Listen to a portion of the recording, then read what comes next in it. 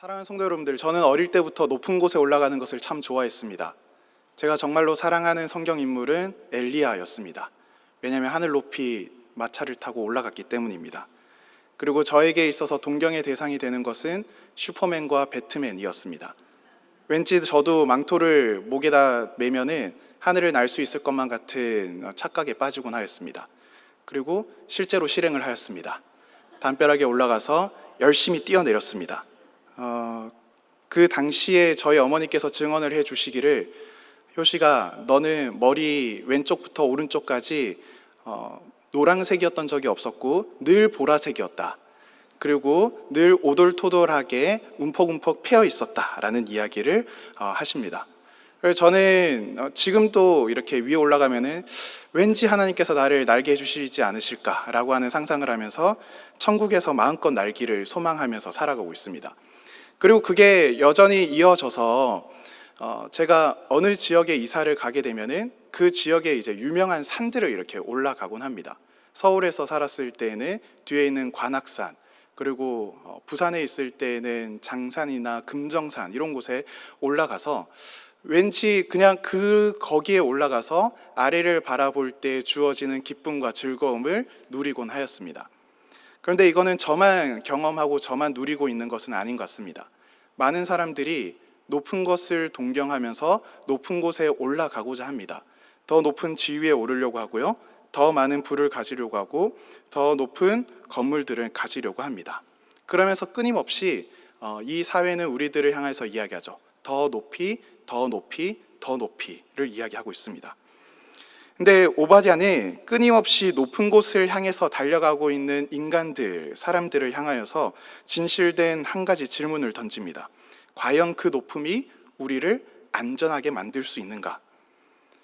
그리고 참된 평화는 어디에서부터 비롯되는 것인가? 라고 하는 질문을 오바댜는 던지고 있습니다. 사실 오바댜는 구약 성경에서 가장 짧은 성경책입니다. 실제로 여러분들이 보셔서 아시겠지만은 단 21절에 해당하는 굉장히 짧은 성경입니다. 하지만 오바댜가 주는 메시지의 무게는 조금도 가볍지 않습니다. 오바댜의 이름의 뜻을 보게 되면요, 여호와를 예배하는 자입니다. 하나님께 예배하는 자는 어떠한 신앙관을 가지면서 삶의 태도를 가져야 하는가, 이것을 오바댜가 보여주고 있고요. 또한 오바댜는 영적인 눈을 들어서 이 시대와 또한 우리들을 향한 현대 사회를 향하여서 놀라운 진리의 말씀을 전해주고 있습니다. 오바댜는 무엇을 보고 있을까요? 오바댜가 보고 있는 것은 에돔이라고 하는 민족이 가지고 있는 교만함을 보았습니다. 3절을 함께 볼까요? 3절을 함께 읽어보도록 하겠습니다. 너의 마음의 교만이 너를 속였도다. 바위 틈에 거주하며 높은 곳에 사는 자여, 내가 마음에 이르기를 누가 능히 나를 땅에 끌어내리겠느냐 하니. 에돔 족속이 어디에서 살았냐면은 세일산에서 살았습니다. 세일산이 어디라고 이렇게 구체적으로 보이기는 어렵지만은 이제 에돔 사람들이 살고 있는 지역 형태가 굉장히 좁은 협곡으로 되어져 있고 가파른 절벽으로 되어져 있으며 이게 꽤나 긴 거리였습니다. 거의 한 1km에서 2km에 해당할 정도로 굉장히 긴 거리였습니다. 지금 현재 요르단에 있는 페트라 유적이 바로 그 흔적들이죠. 붉은 암벽으로 되어져 있고 거대한 바위산을 깎아서 만든 그곳이 바로 에돔이라고 하는 곳입니다. 에돔 사람들은 자기가 만든 이 에돔 성, 특히 이 세일산을 바라보면서 생각하였습니다. 누가 이곳에 와서 우리를 공격할 수 있을까? 우리를 무너뜨릴 수 있을까? 아무도 우리를 건드릴 수 없을 것이고 우리를 이 높은 자리에서 끌어내릴 수 없을 것이다 라고 담대하게 이야기를 하는 겁니다. 천년의 요새이고 또한 그것이 더 전쟁의 방어에 용이하도록 세워진다면은 어떠한 강력한 부대가 쳐들어오더라도 이 천의 요새인 이 세일산을 뚫을 수 없을 것입니다. 실제로 페트라에 가게 되면은 그 페트라에 진입하는 진입구가 한 사람 정도가 지나갈 수 있는 곳입니다. 한 사람 정도가 지나간다고 한다면은 아무리 많은 군대가 온다 할지라도 안쪽에서 몇 명만 힘을 써서 싸운다면은 충분히 막을 수 있는 곳이죠. 그러다 보니 이 에돔 사람들이 가지고 있는 교만함은 하늘을 찌르게 됩니다. 그래서 이들이 자신들을 어떻게 생각하는가 하면은 우리는 독수리와 같이 높이 오르는 존재라고 이야기를 합니다. 독수리는 어떠한 새인가요? 새들의 가장 왕이고 가장 높이 나는 새이고 가장 날카로운 발톱을 가지고 있으며 그 어떠한 동물도 독수리의 눈에 띄게 되면은 다 잡힐 수밖에 없습니다. 그리고 독수리의 날개 쳐서 올라가는 것 정도가 아니라 별 사이에서 깃들어져 있다라고 이야기합니다. 그러니까 이들이 점차점차 세일산, 그리고 독수리의 날개침, 그리고 또 더 올라가서 별들 사이에까지 거하는 교만함으로 가득 차 있는 것입니다. 고대 근동사회에서는 별들은 어떠한 곳이냐면은 신들이 거하는 곳이라고 여겨졌습니다. 그러니까 에돔 사람들은 자신의 안전함, 또한 이 안전함이 주는 무역의 통로로서 부유해진, 그리고 그곳에서 번성함, 군사력, 이 모든 것들이 이들로 하여금 교만함으로 가득 차게 만드는 것입니다. 이 에돔은 지혜로운 곳으로도 유명하였습니다. 욥의 친구 엘리바스라고 하는 사람이 있었는데 이 엘리바스가 에돔 지역 출신이었습니다. 상업적, 외교적 지혜는 타의 추정을 불허하고 이들의 전쟁에서 나서는 용사들의 모습은 용맹하기로 이름이 소문나 있었습니다.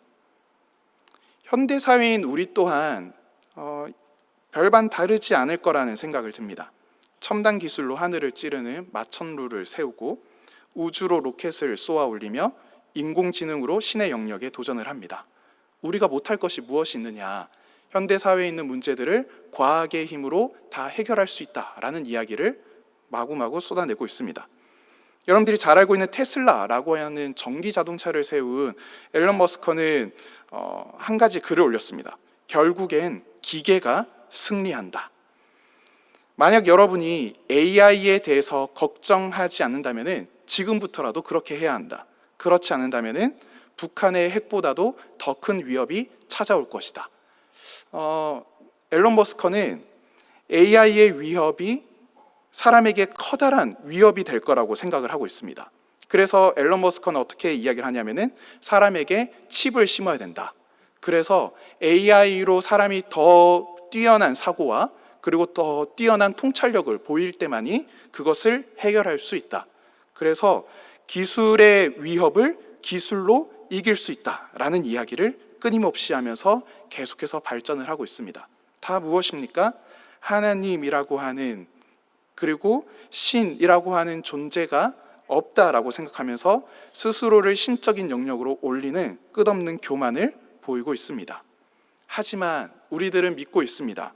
인간의 지혜가 하나님 앞에서는 어리석음이 될 수밖에 없고 인간의 힘은 하나님 앞에서 무력해질 수밖에 없습니다. 하지만 이 에돔이 가지고 있는 죄악은 심상치 않습니다. 높음 위에 있다 보니 그들이 가지게 되는 현상이 무엇인지를 한번 보도록 하시죠. 11절 말씀을 저희들이 같이 한번 읽어보겠습니다. 내가 멀리 섰던 날 곧 이방인이 그의 재물을 빼앗아가며 외국인이 그의 성읍에 들어가서 예루살렘을 얻기 위하여 제비 뽑던 날에 너도 그들 중 한 사람 같았느니라. 아멘. 주전 586년 바벨론 군대가 예루살렘에 포위했을 때 일입니다. 성벽이 무너지고 성전이 불타고 백성들은 학살당했습니다. 그때 에돔은 어디에 있었습니까? 멀리 서서 구경하고 있습니다. 이거를 이제 심리학 표현으로 이야기하자면은 방관자 효과라고 이야기를 합니다. 방관자 효과는 주변에 사람들이 많을수록 어려움에 처한 사람들을 돕지 않게 되는 심리 현상입니다. 그래서 역 같은 곳에서 어떤 사람이 쓰러졌을 때 누군가는 가서 심폐소생술을 해야 되고 누군가는 119에 연락을 해야 하는데 누군가가 심폐소생술을 할 때 사람들은 그것을 보고만 있는 거죠. 누군가가 하겠지라는 생각을 가지게 됩니다. 그렇기 때문에 심폐소생술을 교육할 때 반드시 어느 한 사람을 집어서 거기 파란색 옷을 입으신 남자분 가셔서 119에 연락해 주세요 라고 하고 심폐소생술을 하도록 이야기를 합니다. 누군가는 돕겠지, 나 말고는 다른 사람이 나서겠지라고 하는 생각 때문에 아무도 행동하지 않는 것입니다. 마치 에돔이 예루살렘의 비극을 멀리 서서 바라보면서 자신들의 책임이 아니라고 여겼던 겁니다. 오늘날의 시대도 수없이 많은 구경꾼들이 있습니다. 온라인상에서 마녀 사냥을 당했을 때 나는 참여하지 않았다, 나는 그저 볼 뿐이다 라고 이야기를 합니다. 직장에서 동료가 부당한 대우를 받고 있을 때 내 일이 아니니까 괜히 나서서 무슨 피해라도 볼까봐 라고 생각을 하면서 멀찍이 떨어져서 바라보고 있습니다. 사실 이 모습은 우리들의 모습이 아닌가요? 여러분들은 신문을 보실 때 어떠한 생각들을 하시면서 보십니까? 신문이나 뉴스에서 물난리가 나서 몇 억의 피해를 보았다, 누군가가 죽었다 라고 했을 때 여러분들의 마음 가운데 어떤 감정이 일어납니까? 아무런 감정 없이 그 이야기를 듣고 넘기지 않으십니까? 또 우리 용인 지역만 하더라도 수없이 많은 교회들이 많이 있습니다. 너무나도 어려워 보이는 교회가 있을 때 여러분들은 그 교회 십자가를 바라보면서 여러분들은 쉽게 지나치고 있지는 않으신가요?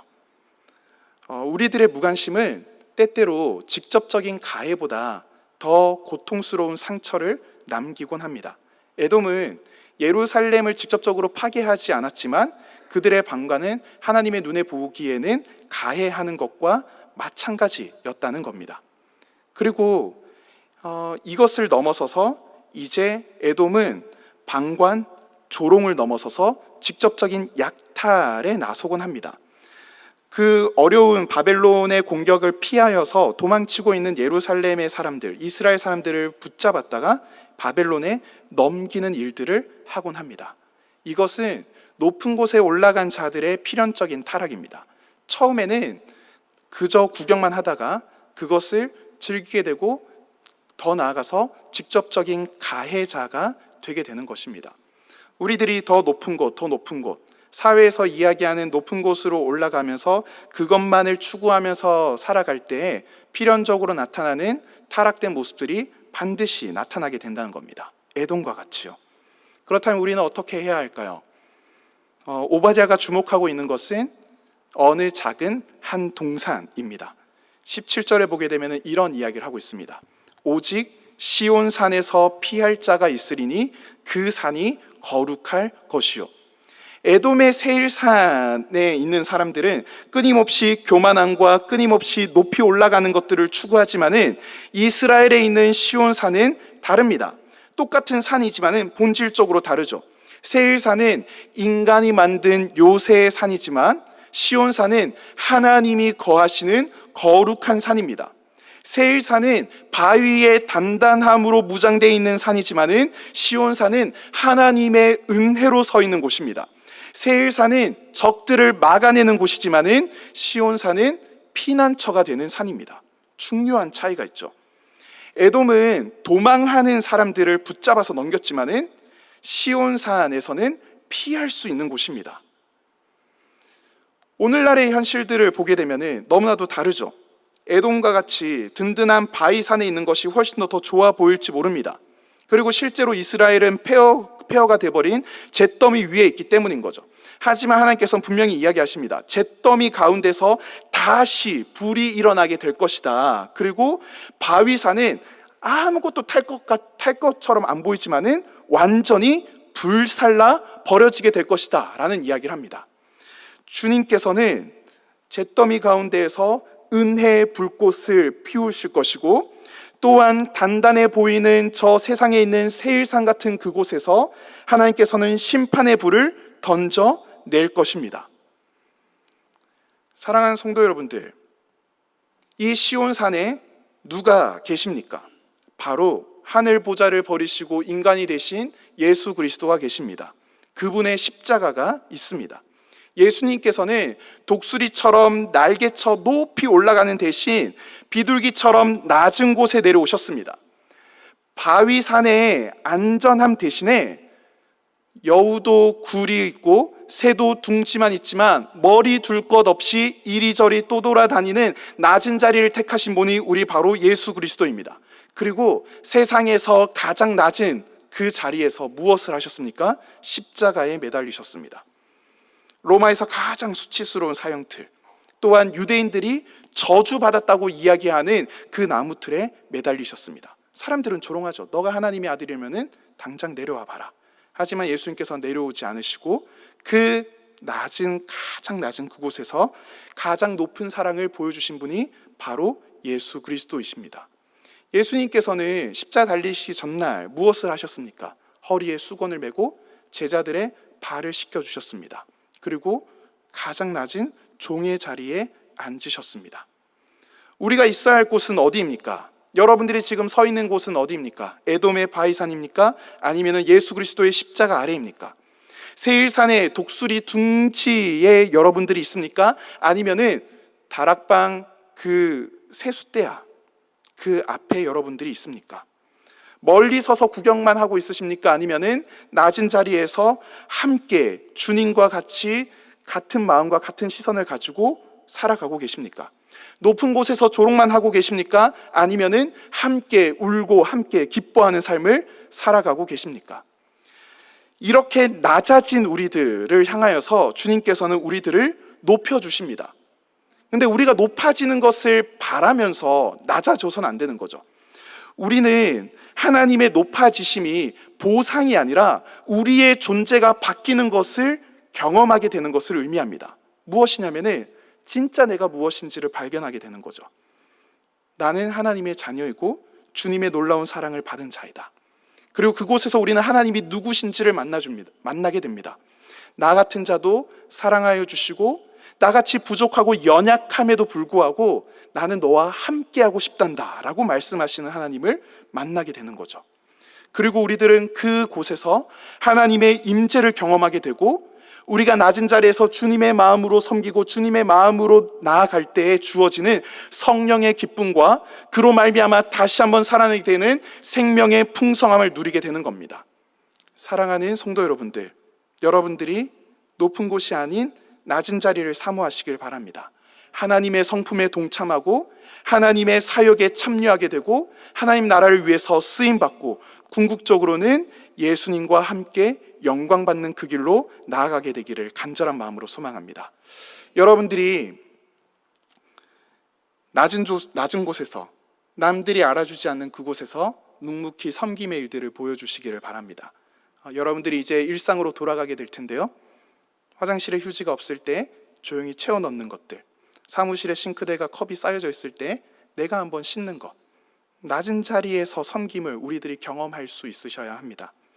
나의 성공이 아닌 다른 사람의 성공을 더 축하해주고 격려해주고 이웃의 고통에 우리들이 작은 도움의 손길이라도 내밀어 볼 수 있어야 합니다. 하나님 앞에서 인간의 교만함이 얼마나 허망한가요? 진정한 참된 평안은 어디에서 옵니까? 주님과 같이 낮아짐에서 오게 됩니다. 그래서 예수님께서는 말씀하시죠. 누구든지 자기를 높이는 자는 낮아지고 누구든지 자기를 낮추는 자는 높아지리라. 이번 한 주 살아가실 때에 여러분들에게 이 은혜, 낮아짐의 은혜와 또한 주께서 높아지게 해주시는 그 은혜가 삶 가운데서 가득 넘치게 되기를 간절한 마음으로 축복합니다.